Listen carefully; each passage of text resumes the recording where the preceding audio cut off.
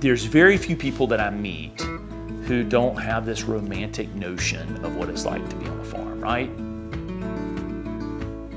They have this picture of like being and living on a farm, and so many people just don't necessarily think that it could be them. And so that's one of the things that was inspiring to us, is we wanted to create a place where people could come and live out being on a farm, but not have the expenses for all of the tractors and the implements, spend all the time to plant everything, to weed it, but they love the idea of living on a farm. And so that's what we really wanted to create here at the farm at Okefenokee.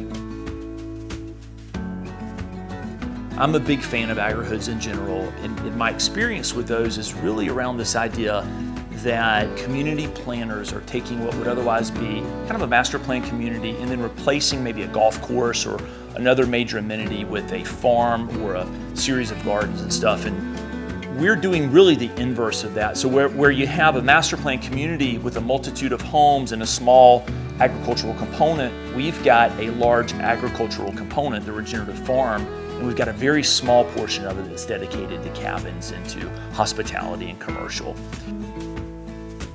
Over the last several decades, people have begun to realize that where their food comes from is important.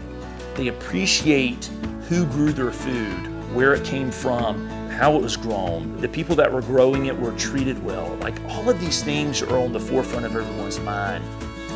The other thing that people are interested in is sustainability, whether it's energy, whether it's the ability to continue to grow food for the population. All of these things are coming to a head. This is a place that's built on sustainable growth plans.